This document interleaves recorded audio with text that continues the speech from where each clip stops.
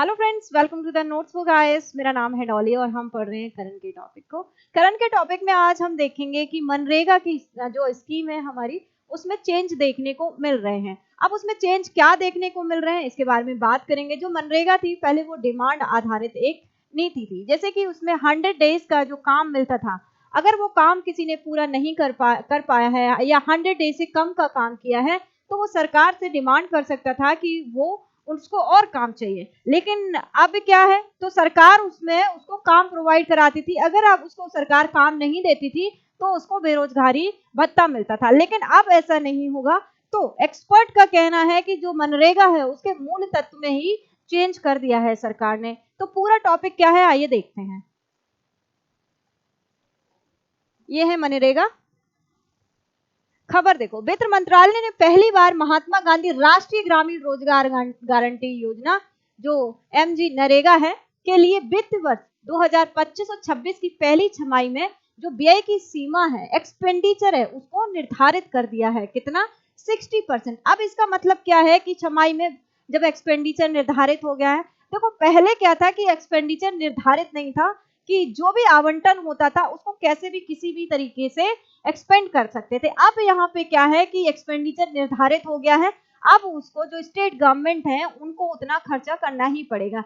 जैसे कि देखो, अगर पहले महीने में किसी स्टेट गवर्नमेंट को 10 रुपए दिए जाते हैं तो पहले उसको ए ले लो, ए मंथ, तो उसको पहले 10 रुपए खर्च करने पड़ेंगे, फिर बाद में उसको पैसा एलोकेट होगा। उसी तरह नेक्स्ट मंथ में बी मंथ में नेक्स्ट 10 रुपीज जाते हैं तो पहले उसको यह 10 रुपीज एक्सपेंड करना पड़ेगा, फिर नेक्स्ट उसको पैसा मिलेगा। इसलिए बी हो गया, सी हो गया, डी। इसी तरह से अब ये काम करेगी, लेकिन पहले ऐसा नहीं होता था। ठीक है, अब देखो, अब यह योजना मासिक त्रैमासिक व्यय योजना, MEP क्या है? Monthly expenditure plan. ठीक है, अब ये फिर quarterly expenditure plan. MEP equal to monthly expenditure plan, quarterly Q equal to quarterly expenditure plan. ठीक है, अब ये इस पे काम करेगा। ठीक है, अब ये पूर्णतः मांग आधारित योजना नहीं रहेगी। मैंने अभी आपको बताया कि मांग आधारित में क्या था कि किसी मनरेगा में 100 डे डिसाइड है कि 100 डे किसी ने अगर काम नहीं कर पाए तो सरकार से अगर वो काम की डिमांड करता है तो सरकार उसको काम प्रोवाइड कराएगी, और अगर सरकार ने काम प्रोवाइड नहीं करा पाया तो उसको बेरोजगारी भत्ता देगी सरकार। लेकिन अब ऐसा नहीं होगा। ठीक है, पिछली तिमाही में केवल 51,600 करोड़ रुपए खर्च की अनुमति दी गई, जबकि पूरे वर्ष का कुल जो बजट है वो कितना है? 86,000 करोड़ है। अब 8 जून 2025 तक सरकार ने 485 करोड़ जारी कर चुकी, जो कुल बजट का कितना है? 28.47% है।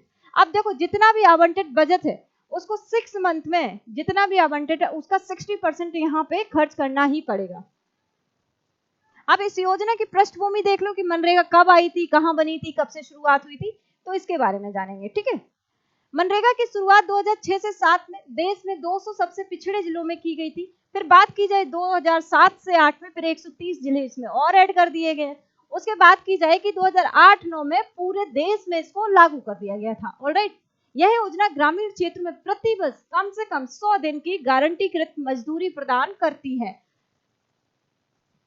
और कोविड-19 की अगर बात करें, देखो कोविड-19 के टाइम आया था कि सभी लोग जो शहरों में रह रहे थे, शहरों में जो कोविड के डेथ रेस हुए बहुत ज्यादा बढ़ गए थे, कोविड बहुत ज्यादा फैल रहा था, तो लोग क्या कर रहे थे कि सिटी से जो भी मजदूर वर्ग था, सिटी से क्या कर रहा था, गांव की तरफ पलायन कर रहा था। और वहां पे जिनके भी आधार कार्ड थे, तो यहाँ पे मनरेगा के तहत उनको मजदूरी भत्ता, बेरोजगारी भत्ता या काम मिल रहा था वहां को। तो यहाँ पे जब देखा जाए कोविड के टाइम में इस जो योजना है इसने खूब क्या है, लाभ दिया है लोगों को। ठीक है, लाभ पहुंचाया है। लेकिन अब की बात करें, 2025 की बात करें, तो यहाँ पे जिस हिसाब से कोविड-19 के टाइम यहाँ पे लोगों को यहाँ पे लाभ पहुंचाया था, उस तरह से 2025 की बात करें कि ये योजना जो है उतना ज्यादा क्या है, लाभ नहीं पहुंचा पाई है।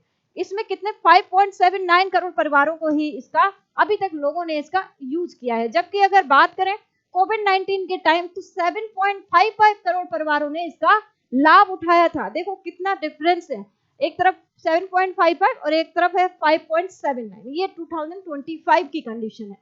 ऑलराइट, अब देखो एमईपी क्यूईपी क्या है, इसका मैंने अभी बता भी दिया। बेसिकली एमईपी क्यूईपी एक व्यय नियंत्रण तंत्र जिसे 2017 में इस उद्देश्य से लागू किया गया था कि मंत्रालय अपने नकदी प्रवाह को बेहतर प्रबंधन कर सके। देखो वित्त मंत्रालय के अंदर जितने भी डिपार्टमेंट आते हैं उनका जो एक्सपेंडिचर है वो बेहतर तरीके से उपयोग किया जाए, बेहतर तरीके से उसको यूज किया जाए, है ना, उसमें ये यूज उसी के लिए ये आई थी। तब इसमें मनरेगा शामिल नहीं था, लेकिन अब इसमें मनरेगा को भी शामिल कर दिया गया है।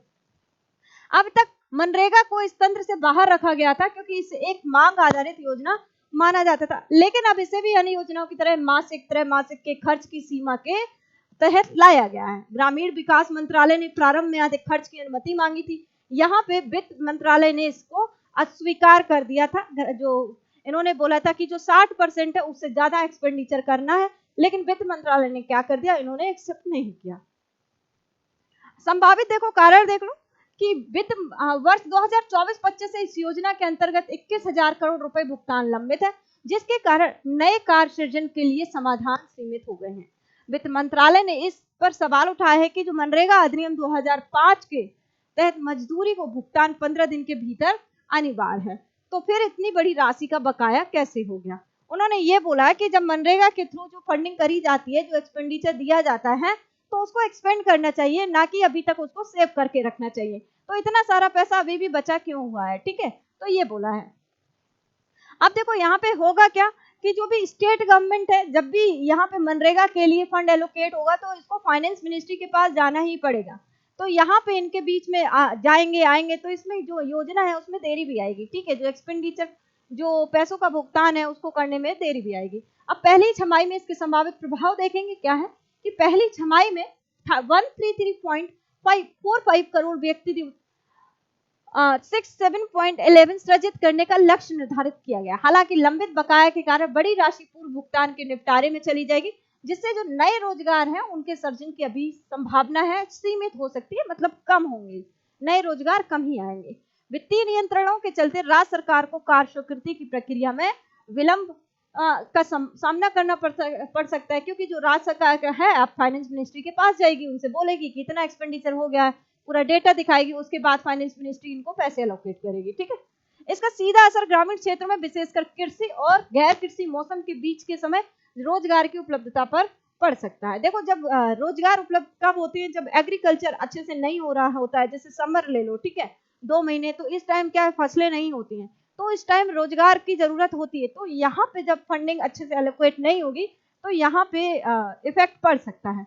अब आगे की राह अगर देखी जाए तो सरकार ने मनरेगा की विश्वसनीयता बनाए रखने के लिए लंबित देनदारियों का जो भी निपटारा है वो करना होगा। ऐसी जन कल्याण योजनाओं के लिए लचीलापन और पारदर्शिता अत्यंत आवश्यक है।